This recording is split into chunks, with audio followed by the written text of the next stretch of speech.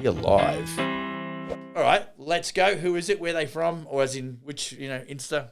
Patchett and Co. Contracting from TikTok. Hey, shout out Patchett and Co. Contracting on TikTok. Thanks for your question. Subby work as a contractor for big builders or private jobs. He's a carpenter. Okay, look, so I would say, so for me, when I go back, because I'm familiar with that East Coast ecosystem in Australia, you are going to have a limit on the work that you do that's outside your scope of work. So if you're a carpenter, you're going to have to stick to decks and fences and pergolas and shit like that if you're working directly for the end user. If you're going to go and start incorporating other trades, like electricians, plumbers, tilers, gyprockers or drywallers, then you're going to need to have that builder's license credential. So the question was, he was asking about whether he should stick to working for builders or go out on his own. He was asking, I'll read the question again. Subby work as a contractor for big builders or private jobs? Yeah, okay. So here, the flip side is too, if you go and working for builders, then what you're going to find is you don't have to spend much money on advertising. Because I know I did this for 20 years. I had about 15 guys working for me, and I had really good business relationships with a lot of different major builders. And I just found myself, and I did get sucked into the vacuum of, we've got I'd get a phone call and I've got 3 plans. Can I push them through to you? And I'm like, of course I will, And I didn't have much business savvy because I was a carpenter by trade and I was just happy to have cash flow. But when you looked at my bottom line and my profit for that year, it was really devastating. So you can go and work for a builder. Understand this, guys and gals. If you are a carpenter working for a builder, the builder must, and we do the same. This is just the way it works. We buy your carpentry labor at wholesale and we sell it to end users at retail. Now, you can go and make more money, go directly to the end user, but then what you've got to do is you've got to start advertising, because now you're competing directly with, say, Smith & Sons or any of the builders that have really got a strong brand in the marketplace, have got really good marketing prowess, and have the ability to, I guess, win the trust of clients at a high level, as opposed to someone that's just kind of starting out. And this is the conversation I had with Ben in Melbourne a day ago, and is that, let's just bite off a little bit and start to, so it's like this: work on the technique and speed will come. Work on the technique and the bigger jobs will come. Get comfortable doing decks and fences and little jobs, getting used to taking calls from clients, getting used to dealing with, unhappy clients or clients that are hard to work with, all that sort of thing. Get the technique down before you start having massive dollars hanging off. So I hope that, so you've got those two. You just got to figure out what you're prepared to deal with and what you actually want to do. And that was Patchett. He just added, really wanting to go for my low-rise builder's license. Yeah, look, and and to my point is that the easiest thing you'll do is get your low-rise builder's license. The hardest thing you'll ever do is to develop a profitable business off the back of getting that license and starting to work in that field, mate. So, look, you've just, like I said, work on the technique. Dream big, start small, systemize the shit out of everything. Focus on, business development, human resource management, and financial management, side of the business, because I would expect that you're good at what you do. Your ability to execute and deliver the product is probably up there, but it's all the shit that is got to do with the business. That's what lets us builders down, because we just think that we naturally have the ability, and then we get so far in and so deep and over our heads, we obviously can't, we can't fix our situation. So no worries. Patchett and Co. Contracting. Attaboy. What's next? Matt from TikTok. Hey, Matt from TikTok. Thinking of starting cert 4 and building and construction February 2023. Is it worth the time and effort, or make more money being a subcontractor? Mate, it really comes down to your level of what you want. I got the application for a builder's license 3 times, and it wasn't until the 3rd time. Now, the difference was, I think I had to go, depends on what, was it Matt? Matt, yeah. Right, it depends on what you're doing, how you're going to do it. Matt, whether you're going to do your cert for a night study, or whether you're going to do it via correspondence. I couldn't do the classroom thing. I was too busy. But what I could do was I could come home at night and do, one chapter or one, whatever it was. And I basically reversed engineered it. Said, right, by this time I've got to have this thing ready to present and finished. And so I come back and I said, right, I've got 12 months to do this. Every month I've got to achieve this. And so for me, I could do it on a weeknight, but if I didn't do anything on a weeknight, I had to put pressure on myself to do it on the weekend. And so, that's where, you've got to figure out, are you able to get away and get to a classroom, or is there an option to do it on correspondence? And so, mate, go back to where we started. You've just got to be happy knowing where you fit. So for me, I was a subcontractor from more or less from 93 right up until 2009, 2010. And that's when I got a builder's license. And the reason I went after that is because A, I'm a little bit entrepreneurial, but B, I got tired of working for dickhead supervisors. They just got let down so much. And I had 15 guys, so shit needed to work it needed to be clinical. And they would just brush me off on Monday and said, yeah, no, I've got the materials there, mate. Sorry about that. And it would just piss me off. And because I had so many guys, so many jobs, that would happen more often than not. And I'm like, enough. I got to get out of here. I've got to go directly to the end user. I'm prepared to do whatever it takes. So that's why there's a lot more stress on you to try and win the work if you're going directly out there as a builder.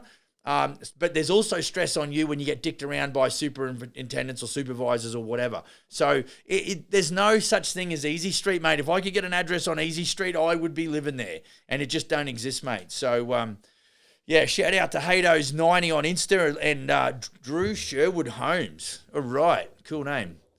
And all right, so what do we got next? User from TikTok. Right, a user from TikTok. It's a pity I can't shout your name out, but anywho. What are your best marketing channels? Yep.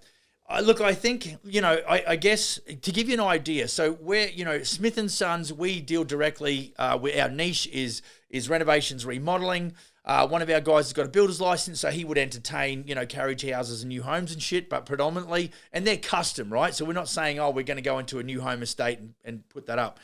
But, I think what you've got to figure out, man, hit me with the question again. You're the question again. I'm sorry, guys. I'm really sorry. I haven't even cracked the beer yet. I was getting so excited.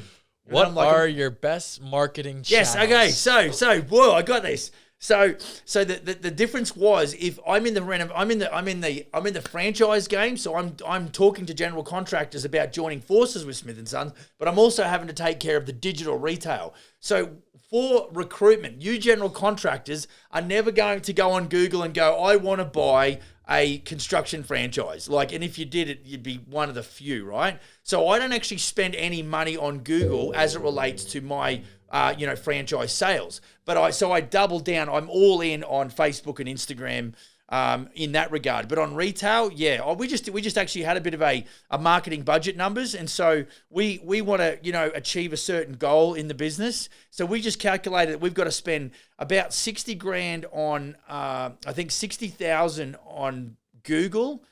And then Google and Facebook together, and then we want to spend about 35,000 on recruitment, talking to general contractors and attracting that inquiry. So my marketing spend in my business this year will be about 95 grand. So for retail, you've got to do, and look, when you get on social, see, some guys will just throw down and go, all right, I'll boost an ad and I'll pay money. There's branding campaigns, there's traffic campaigns, and then there's call to action or lead gen campaigns. You need to educate yourself around how to utilize these platforms, or else what you'll do is you'll just throw money out there and you'll go, I didn't get any response. It's just shit. It doesn't work. And it's like saying, I can give a handsaw to somebody and they'll go, oh, this is bullshit, it's too slow. But if I get a sharp handsaw, being a tradesperson, I can cut that 2x4 pretty quick, right? Because it's all about technique. So technique on site, but technique in your marketing aspects, that's another thing completely as well. You need to learn the craft as it relates to digital marketing, both in the social media world as well as Google, but as the numbers that I just dropped. So, for me, we want to do about $6 million this year. I've got to spend about 1% of that target. I've got to budget that this year to hit that, to hit that ultimate goal or that revenue target, right? Now, sometimes you might have to spend more than that. Very rarely will you get out it for less than that. But as far as the channels, if you're a retail builder, you're going to have to work on Google AdWords and, Facebook and Instagram. They're going to be your mainstays. So that's a very long-winded question on a very short question. Long-winded answer on a very short question. Okay, we got a couple questions. All right, so are we racking them up now, are we? All right, I've got to try and answer questions quicker, folks. Let's go. Righto, who we got? Anth the plumber. Anth the plumber. Good to have a plumber on the show. Awesome. Tips on quoting jobs, please. Anth. Easy. You ask the builder for as much detail as you need. On TikTok, Anthony's on TikTok. Yep. You gotta ask for a high level of definition. If I was your builder, I would have done the work with the client and I would have figured out. Now, this is, if you're not, like, everything we do is custom, right? Custom renovations and remodeling, that's what we do. And so because of that, we've got to work with selection sheets. So I will go through and do a really quick breakdown of the estimate. I'm like, right, I've got kitchen, I've got a bathroom, I've got a bar in the basement, whatever we're doing. And I've got to really itemize the things that only the client can select. And so, and a lot of that is around the plumbing world. And so what you need to do is you need to ask for a lot of definition, because then it's easy. You know, if you're going to supply, and maybe you don't, maybe the builder just supplies all that shit, and all you're trying to do is work out, look, and as a tradesperson, if I was a plumber and I didn't have to supply sinks and tapware and baths and shit like that, anything that related to my plumbing business, the builder's going to do that. Then what I've got to do is I've got to work out what does the scope of work look like? In other words, there could be a decommission and make safe. There could be like a rough-in, and then there could be obviously the finishing side of things. And so you'll then go, okay, you'll need to calculate your labor. So what I would say is profit is a natural byproduct of good estimating, Anth. So what you've got to get is you've got to not be lazy estimators go broke. So lazy tradespeople go broke. Lazy builders go broke. So if you want to nail down exactly what sort of money, and you want to go, okay, what's the tips for being a good estimator, then you've got to absolutely shit in, shit out. If you get bad data in, you're going to get bad data. In other words, if you get unreliable information, your quote is going to be unreliable, and you're next going to be on the noose, especially if you're getting a PO on a number that you've quoted, because the builder is going to hold you to that. So you've got to make sure you remove that vulnerability and be very accurate when you're asking for bid documents. Then you're going to want to make sure that you've got, when you look at the plan, the blueprint, whatever it is, you got to make sure that the scope that they've given you marries up with what you see on the plan. And of course, depends if you're doing renos or new homes, man. New homes, usually, if I was a new home builder, I know exactly what my plumber's going to cost. Here's a PO, like it or lump it. That's kind of what's going to happen. But on a reno, me, the builder, you, the plumber, we got to kind of work together. And you know what? Honestly, mate, I don't know why, and this comes from just typical bullshit in the building game, but if you're my plumber, I'd go, mate, let's go and check this job out. I've done this with an electrician. It works for me all the time. I'm going, look, this is what I've got to do. You know, I've got to create a new bathroom in this basement. If you're in, I don't know where you are, Anth, if you're in Canada, they do these funny things called basements, and they got to, they want to add a bathroom. So we've got to literally pump shit uphill. So that's hilarious. But it's like, I want to bring you in, and we want to discuss. This is not a time for competition. I'm saying, Ant, we've got to get the numbers down. With me and my experience, I can, righto. So Ant, the plumber, he's a Melbourne-based, right? So if we're doing renos, I would take you out. I'd go, mate, look, this is what we want to do. Tell me what's involved in going from the shit that we see here today to the final product. What's going to take? And I would actually want to work with you, because I'm always wanting to find the tradespeople that are going to be easy or good to work with, that give me good service, not the cheapest. Because in renovations with Smith & Sons, we never strive to be the cheapest, but we do strive to be the most accurate and deliver the highest level service. And so that's a different thought process. That's my 21st century thought process. I don't want to grind my subs down. I might want to grind my suppliers down a little bit. But as for the subs, I'm like, they're humans, and I've got to get the best service out of them. They've got to feel like they're making good money working for me, and they like working for me, because then what I get is I get reliability. If there's a cock up, hey, Ant, I need this fixed. Can you do it? And he's like, yep, I can. I need service, because I know that my sub trades make me, the builder, look good in the eyes of my clients, or they don't. And that's why it's so important for me to make sure that I recruit the right tradespeople. And it's not always, it's rarely down to price. I need to hear from someone that's got their numbers right, that actually what they're saying to me makes sense. Hope that helps. Ant? We're going to skip the Dan Booth's question. Oh, are we? All right. We're going to come back to you, Dan Booth. You just keep cooking away there, brother. Okay, Dan Booth. Oh, we're going to Dan Booth. We're going to Dan Booth. We're going to Dan Booth. Righto, let's go. Are you going to be at the Canadian Home Builders Association annual building week in Banff in February? Mate, I did not. Here's the deal. I'm going to talk to my guy, Daniel Weiner, who's if he's listening, Dan, who's the he'd be the CEO or the president or some shit of our the Canadian Home Builders Association, which we're members of the Canadian Home Builders Association here and also on Vancouver Island. And mate, I did not even know about that. So thanks for the heads up. And if my team is listening to me, which they are, somebody please make a note that I need to contact my local representative to figure out what's happening there. Now, maybe I missed an email. That's happened before. But anywho, there you go. So I would say you're coming to that, are you, Dan? Let's see if he gives us a head nod. But let's hit the next question. Thanks for the heads up, Dan. Cool. Mate, if you're going to be there, 12th and 16th of Feb. 12th to the 16th. Oh, 12. Holy shit, what are we doing for 4 days? That's a lot of drinking. Are you going, Dan, for real? If Dan's going, I'll go. I may be trying to figure it out. All right, let's try and figure it out. Let's try and figure it out together, bro. And for anyone else who's in Canada, I don't care where you're from. If you want to fly in, anyone else who's in Canada that wants to come to a Canadian Home Builders Association event, maybe we will make it a bit of a get together. And 12th to the 16th, I bet you that's got a Friday. Maybe we'll That's pretty cool. I'll have a look after when I. Maybe we'll shoot the we'll look at those dates. So sweet as a nut. All right, let's catch up with some of these questions. Brad from TikTok asked, is it worth getting work from insurance companies?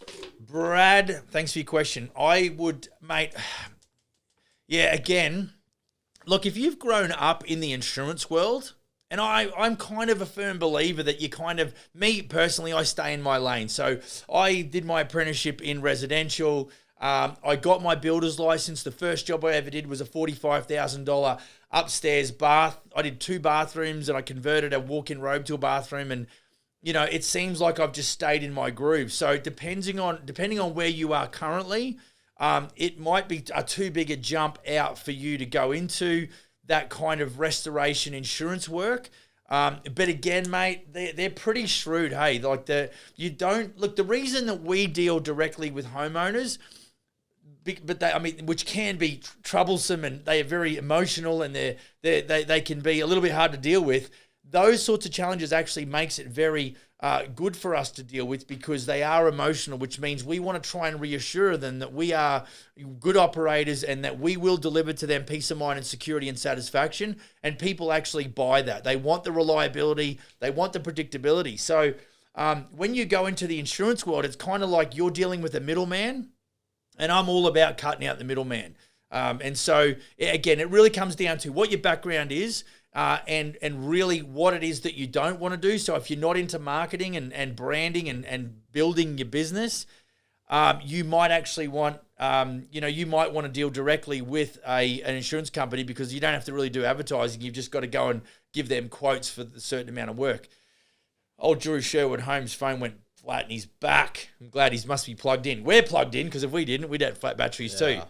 So I just checked the dates. That's a Sunday to a Thursday. I don't believe those are the correct dates. That would be pretty 12, weird. 12 to the 16th of February? Yes, that's a Sunday, the 12th, and the 16th is a Thursday. That's more maybe because it's a work day, so they don't run it on the weekend. I mean, we run our annual team conference in Australia from a Wednesday or a Tuesday through to a Friday. So that would kind of make sense. Okay. And, every day's a beer drinking day.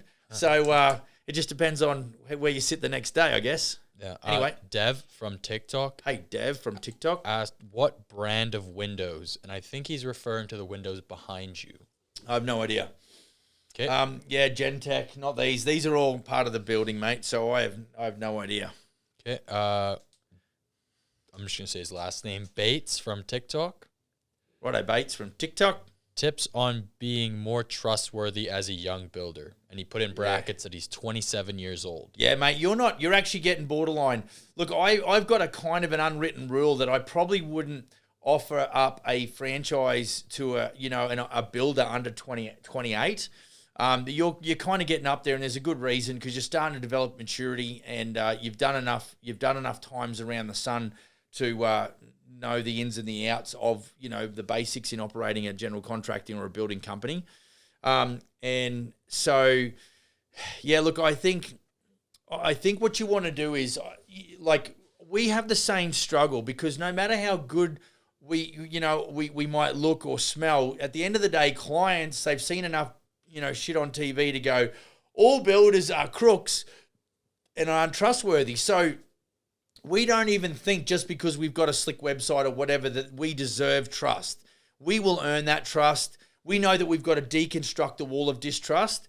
And so, when it comes down to, okay, what do I do to be trustworthy? My best advice would be do small jobs, do them well, make sure you're making profit, but then also make sure that you're not just getting a written testimonial. Try and get a video testimonial, because if you can, over time, build up a couple of video testimonials that speak where you've got your past clients talking to prospective clients, that is always going to give you the best chance to win the trust of the new client. So they might go, boy, he looks young, but I've looked at his website and he's got a few good clients. And you might even have to, in the early days, mate, you might have to get the approval from your past clients and allow, and see if they are okay to chat with some of your prospective clients.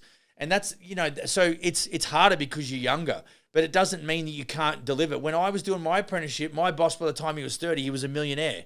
Like, it was just wicked, So it's not that it's not doable, but you do have to be creative. So what I'm doing is, you're asking me, and all I'm doing, I'm sitting here going, well, it's a long time since I've been 26 years old, and I certainly didn't have a builder's license at 26 years of age.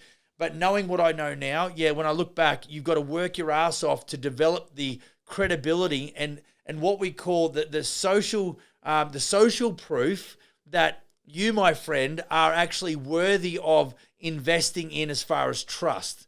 And so, that's what I would say. The video testimonials are the kick-ass part. I just did a podcast on Thursday that would have launched Thursday. Be sure to check out Business for Builders YouTube channels.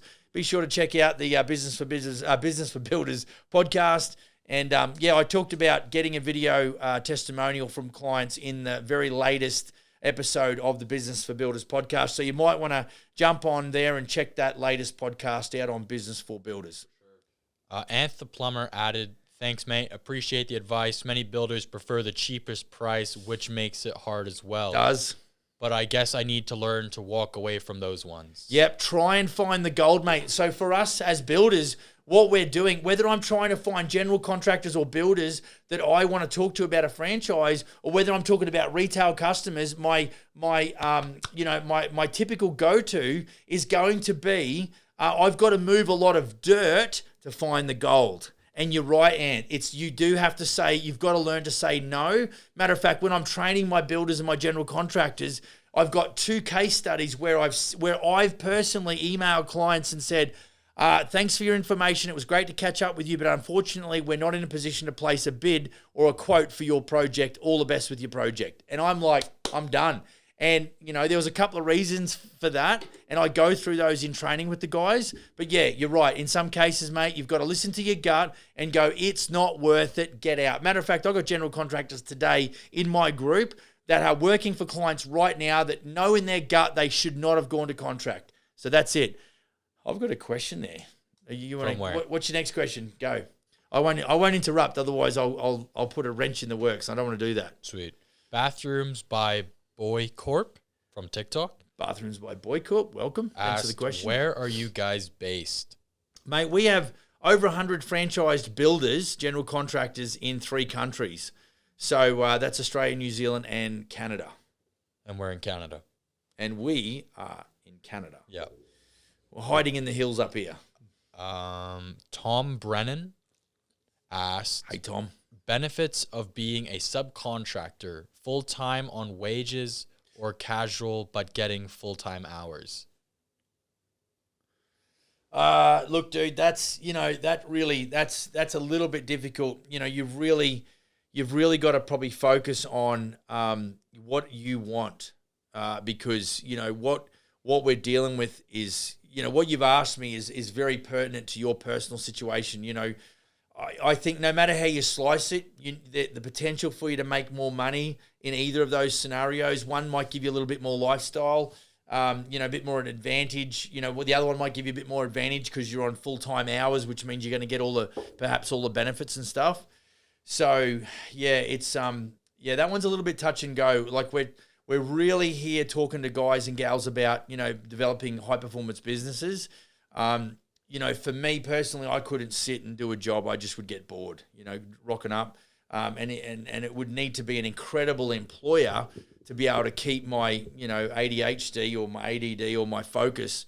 I mean, when you look at my school report cards, it's like, if this guy applied himself a little more, he could do a lot better, because I was too busy trying to, I had too much creativity. So, mate, yeah, like it's a very individual thing. You need to listen to your own heart about that. That's not something I can really advise you on, man. Okay, user from TikTok. Hey. What do you think about construction in Germany? Well, that's easy, because I don't know shit about construction in Germany.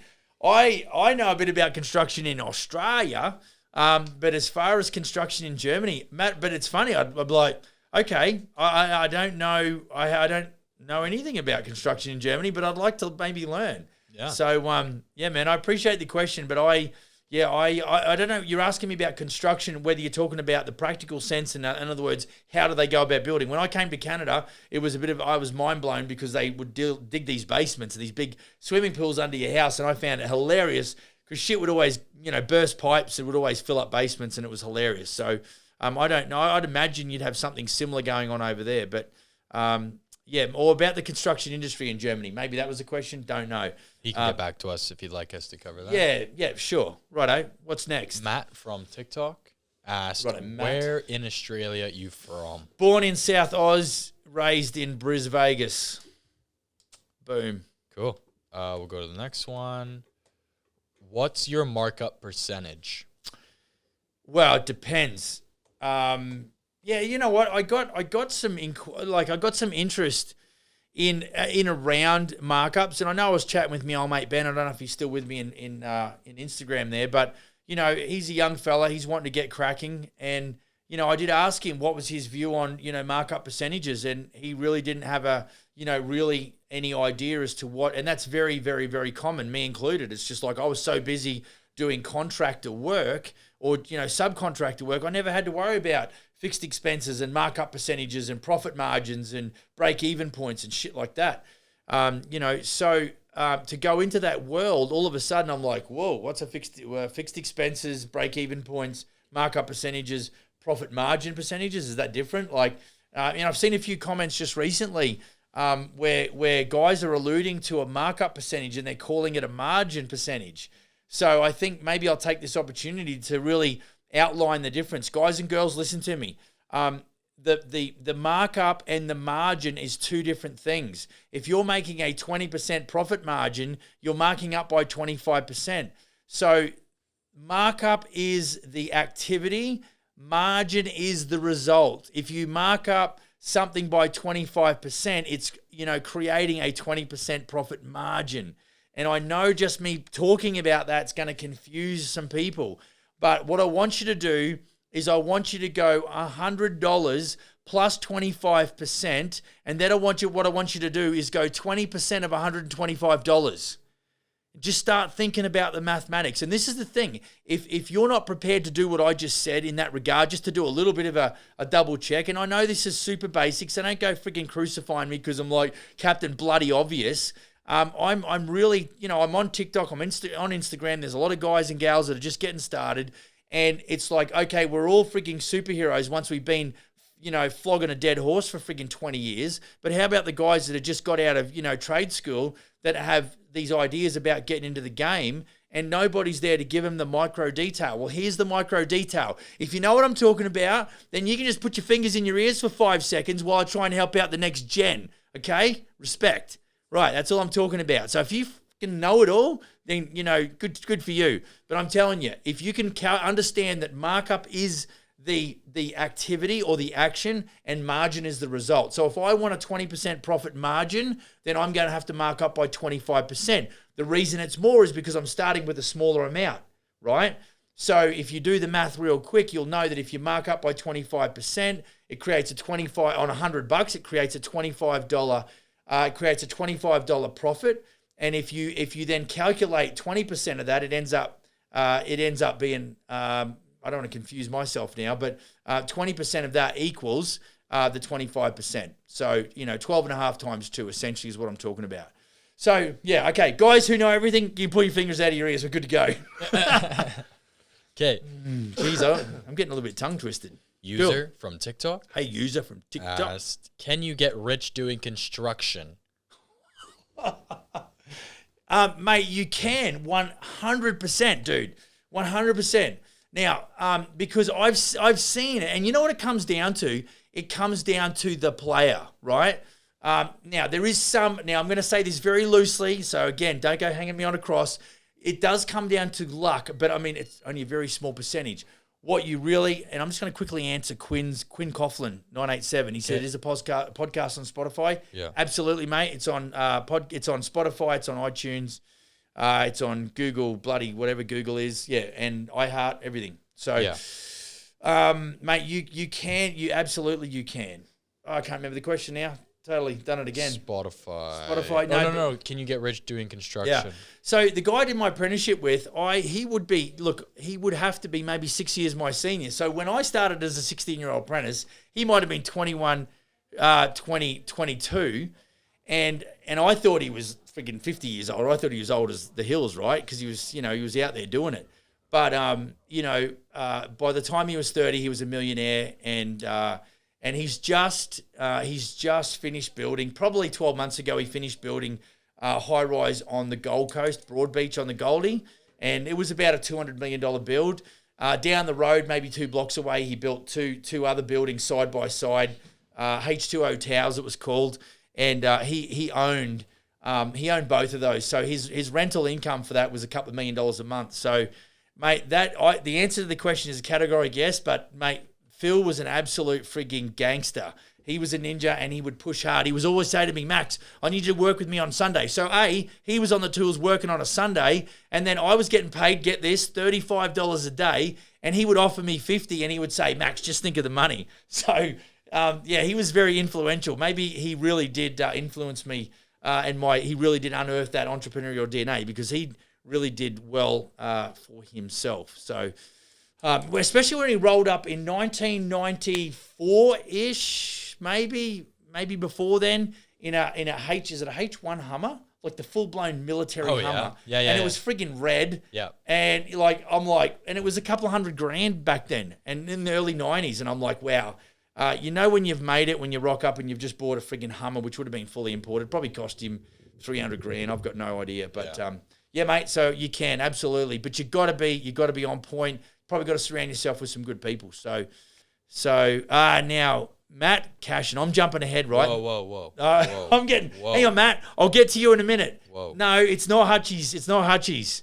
It's Philip Usher Constructions. That's who I did my apprenticeship with, and that's who built those high rises. Go ahead, Dom. Sorry, mate. I'm jumping ahead because I'm seeing shit that I relate to. Sorry. I just have to rearrange my questions. I don't. I know it is.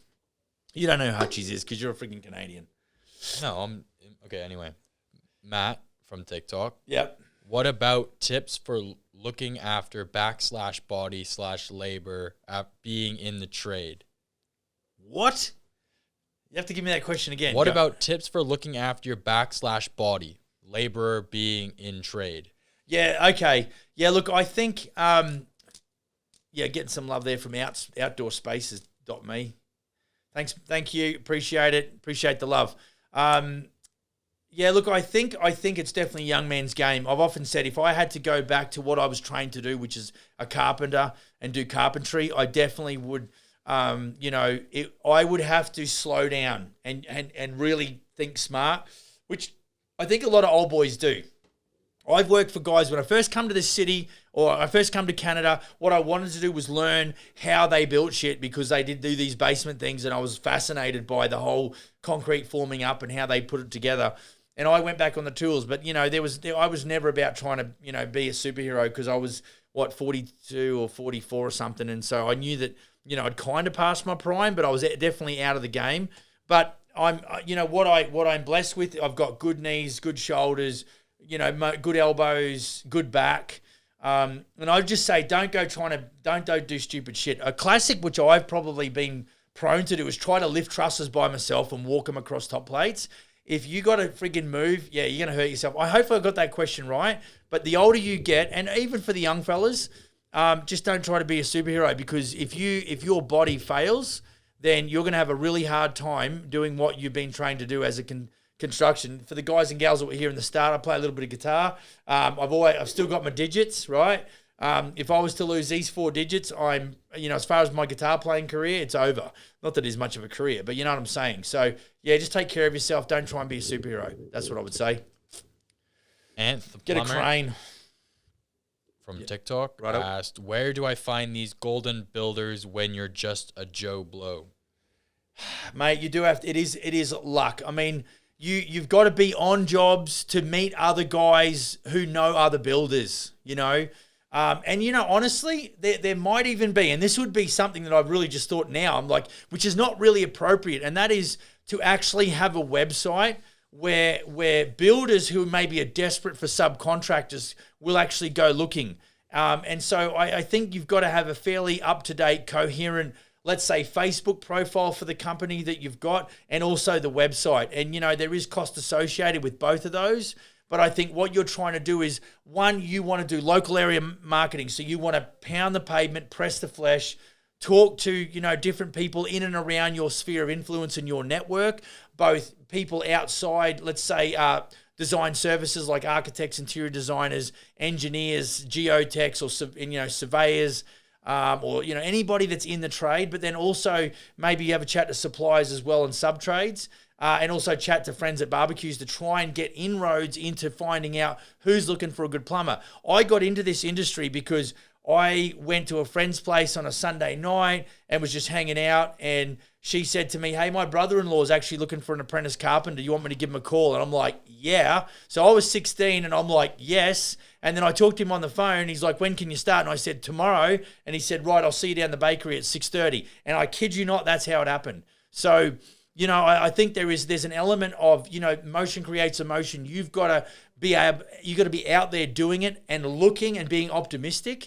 And then what happens is the harder I work, the luckier I get. And sort of for me to end up in this position doing what I'm doing with CEO on my business card when I haven't got any really tertiary education, I didn't finish high school. It's pretty amazing. But I just feel like I'm in the right place at the right time, and I've sort of worked my face off. And don't forget, I'm 49 years old. So all you youngsters, right, that you got to pay the piper. You got to do your time in some cases. And so I just never quit. Quitters never win. Winners never quit. Boom. Inspirational. Yeah, baby. Let's go. What's cost plus? Oh, wow. Okay. Cost plus is simple. You talk to the client. You typically, I don't do cost plus, right? I'm not a big fan of cost plus. I'm always down for arm wrestling anybody between cost plus and fixed price. We subscribe completely to fixed price. We don't believe in putting the client in danger financially or putting them in a position where they don't know what's going on.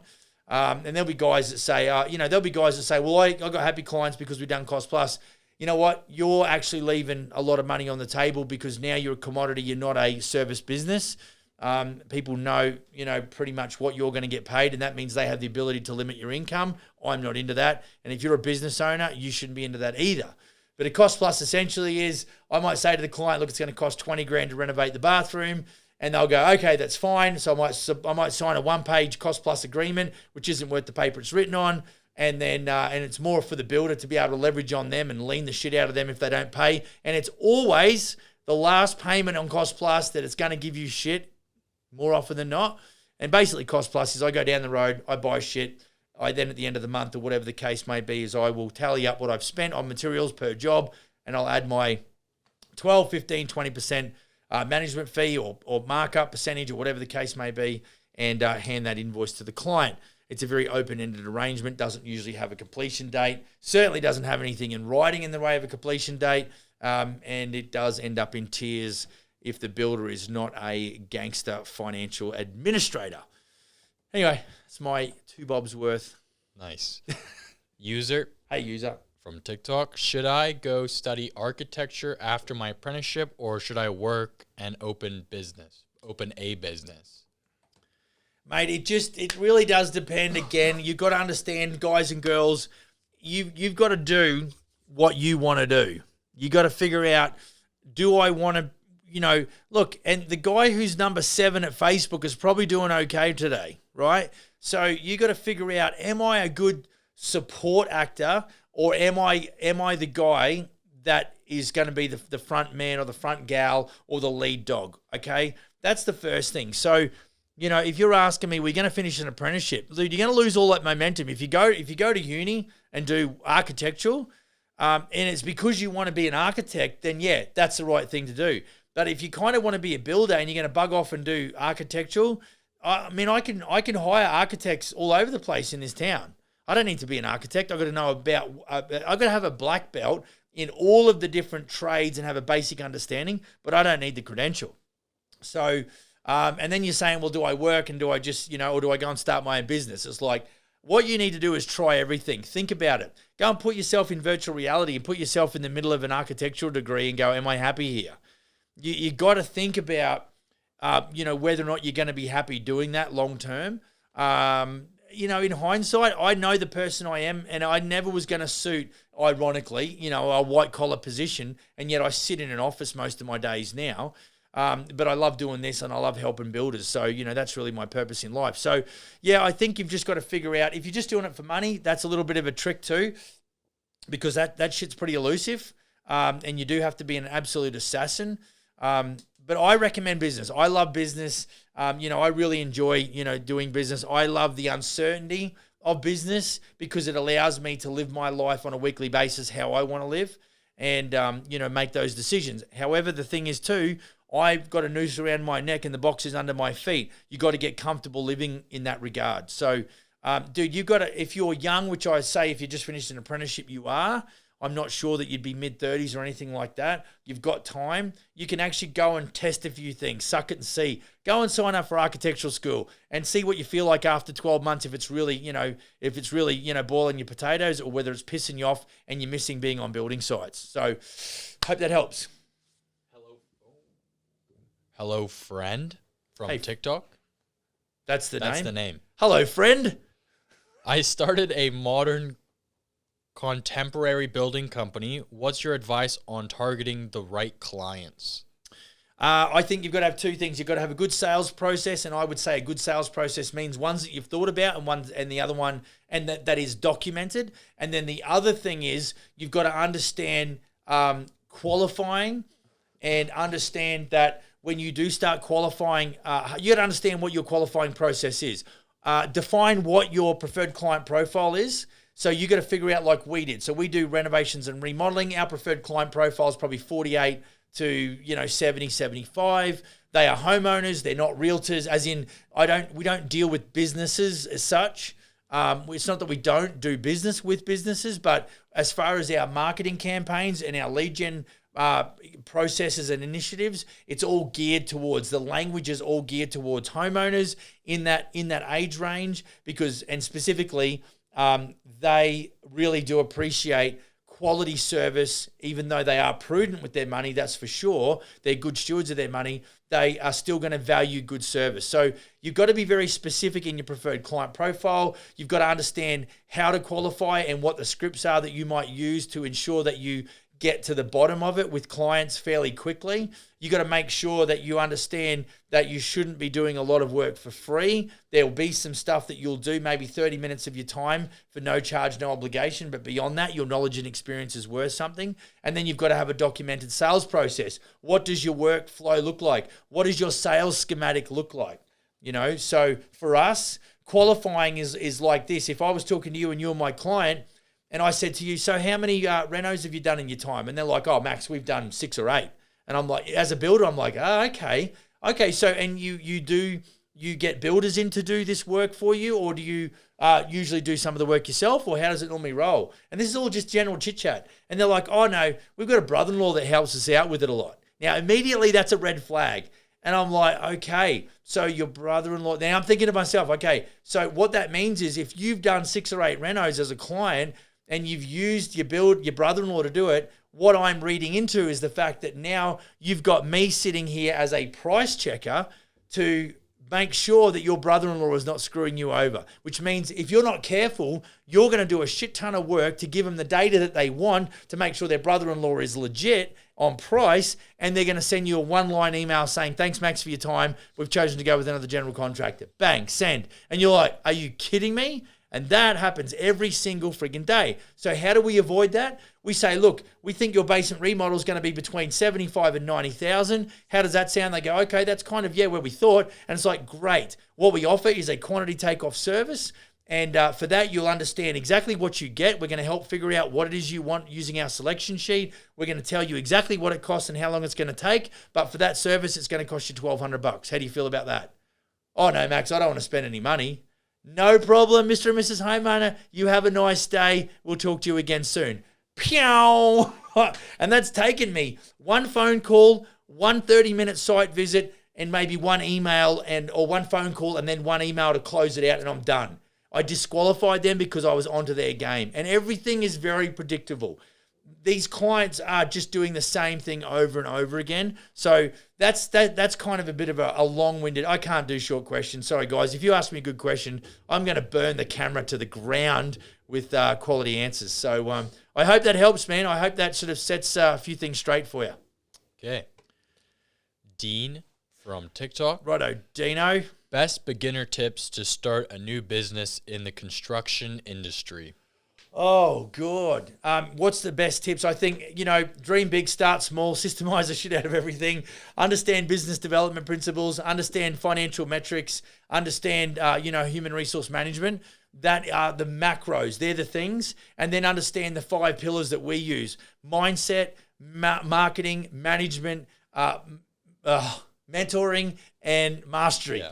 Boom. There you go. Right? And those things, that's what really you need to nail down. Now, they're very, because it's deep. I can't just give it to you like, oh, yeah, I can give it on the back of a napkin. I can't do that. And the reason is because you and I are humans. And so it's really hard for us to really download. I can put guys through 4 days of training, right? And I talk about everything from orientation and induction to sales training to our job management software, estimating, quoting, contract administration. And then on day 4, we do business development and strategic planning. And it's just like by the time they're done, they're like, I couldn't do another day of this, dude. I'm over this, right? And so a lot of that's got to do with because I can do a massive download of information, but as humans, we can't possibly contextualize all of that information at such a massive, it's like a fire hose, right? It's massive. And so it's really difficult to sort of download in one conversation. What I would say to you is that stay close to our Business for Builders YouTube channel, stay close to our Business for Builders podcast, stay close to our Q&As, and then feel free to email me at max@businessforbuilders.ca like many folks have, and just ask me one question.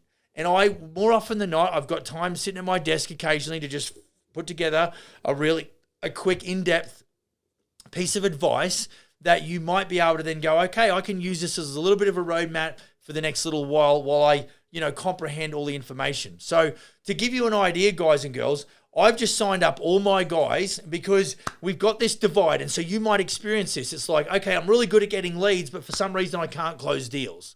Now, because at Smith & Sons, all of the digital marketing, which does all the heavy lifting as far as lead gen goes, what we do is we supply our guys with leads. Now, if my guys, after 4 days of training, don't get it as far as sales, or they don't have it naturally, then we're kind of making it up on the fly, which is never going to work. What I've just done, because I've noticed there's a deficiency, me at head office have invested a significant amount of money, and I've signed up all of my guys to attend the virtual sales training for Grant Cardone University. Okay? So I'm just one guy, and I'm dealing with several different individuals who all have different levels of understanding as it relates to sales and business development. So rather than me have to go and re-engineer the wheel, I'm now going to pay Grant Cardone to make sales and business ninjas out of my operators. And I'm picking up the tab on that. That's what I do for my builders. That's why I know when I sit here, guys and gals, you kind of nitpick between, I'm telling you, you've got to pay to play, whether it's with Google, whether it's with Facebook and the marketing and advertising, or whether it's in the education side of things. You have to pay to play. What you get for free, you know that you get what you pay for. You'll get snippets from me. You'll get bits and pieces, but it will never be a nice fluid flow where the growth program actually you see yourself develop over a period of months and years as well. So just thought I'd throw that out there. Cool. User from TikTok. Love these users. What trade would you recommend someone to get into? Mate, I bet you I've got electricians, plumbers, tile setters, they'll all tell you that they're the best. Mate, I love carpentry. And you know what it was? Where I lived as a kid, across the road, there was a vacant lot, was for the longest time. And then it got subdivided and someone built a house. And I would kind of just get curious and I'd wander over there. And it fascinated me to actually watch the program go. You know, they poured the slab, they put the frame up, the trusses went on. You know, like I sort of got, I guess, and it got I knew that I wasn't academic because I haven't been that good at school since day dot. And so practically, naturally, I was lured towards carpentry because that's the guys that spent the most time there. So I don't think it really comes down to you, dude. And of course, it comes down to what you're influenced by in those influential type years. And so I just happened to have a house get built across the road from me. And, you know, it really fascinated me. So I just got caught up in the framing world. So off I went. And I just happened to get a carpentry apprenticeship. So a little bit of fate involved. It's not really up to you sometimes. Sometimes it finds you. It chooses you before you choose it. So that's what I would say. That's my 2 cents worth. Benzino. On TikTok. Sweet. What type of floor do you recommend for basements? Holy shit. I'm assuming that we got concrete down there. Look, you know, I'll quickly answer this one. I'm a big fan. I've got 5mm vinyl plank here. I think it's 60 inches long by about 9 inches wide. I like that. It was, and we obviously rolled out the glue, let it stick down, and you know, we'd flick lines first. And I really like the vinyl because it's you know, it's waterproof and it cleans well and it maintains well. So I'm always down with that. Again, you're walking on that shit. It's a lot, so you don't want to have to redo it. You know, I've known, you know, landlords to go and spend $1 a square foot on shitty laminate flooring and the ends pull apart and it's just a piece of shit. So to me, what I've got down in my office, you know, is top shelf stuff. So that's what I'd recommend. Next question. Sweet. Well, how long are we going? What's happening? And We're at an hour. We're at 60 minutes, folks. We might shut her down pretty shortly. So yeah, if you got questions, don't wait. Get in there. Remember, you can catch us on Business for Builders YouTube, Business for Builders podcast, and you can email if you're keen, max@businessforbuilders.ca. If you go to businessforbuilders.ca, our contact form is there. Fill that shit out. It'll end up in my inbox. We can catch up with you then. So, yeah, giddy up. Next question. Rama. Okay, Rama, what's your question? Mate, I love all your videos. Cheers, big ears. And your advice. You tell it how it is, and I love that. You are a legend. Mate, appreciate the love, and you know, it is that kind of feedback, and I'm glad that I'm able to bring some value, because that's the kind of shit that keeps me coming back. I don't play golf, but apparently whenever you hit a good shot, they're the shots that keep you coming back, even if you've hit 100 strokes that are really bad. And so it's that kind of feedback from Rama, was it? Yeah. You know, that really makes it worth my while, and I'm glad if I can make a difference and bring you some value. Makes me super happy. I will enjoy my Friday night. Appreciate it. Snap King from TikTok. Snap King. Let's go. What's the sales course called? And he's referring to the Grant Cardone. Mate, it's Grant Cardone University. We've got. So what we have is, and I do this for myself, right? Because I'm talking to general contractors. I've got to get better at sales. Can you believe that? So every morning, and this was recommended to me by the trainer at Grant Cardone University. He said, make sure you do 2 videos at the beginning of every day. So guess what I do? 2 videos at the beginning of every day, and at the end of the videos, and they told me they were 7 to 10 minutes. Side note, Grant Cardone talks for 10 to 20. So anyway, and then I've, what's that? Yeah, so do you. So there you go. So that's what happens. So anyway, and then you've got to answer like 3 questions at the end of it.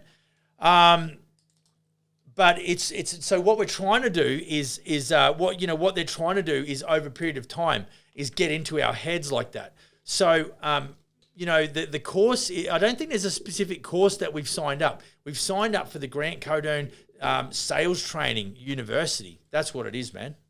Sweet. I don't know how to pronounce this. Okay, give it a shot. Reese Pryor. Reese Pryor. There you go. You got 2 it. words. Nailed it. Any advice for first-time project manager for roofing company? Yeah, mate, understand now. First time, I don't know whether that means first time and I'm young, but let's say first time in mid-20s, there's probably a lot of old boys that just were good roofers that never decided to get into, white-collar management like supervision, and they will probably disrespect you a little bit. So what you need to do is just understand there is a period of time where you just have to do your time and figure out where you fit. So there's a lot of challenging around. It's the ego thing. If you try and defend your position by trying to go, "I'll show that old bastard," then you're probably going to lose that fight because that's what they're looking for. Just cop that on the chin, and But if you are, I would say, have an attitude of service. So I'm here to make the project run as smoothly for my clients, for the trades or the workers that are involved, and also for the company owner.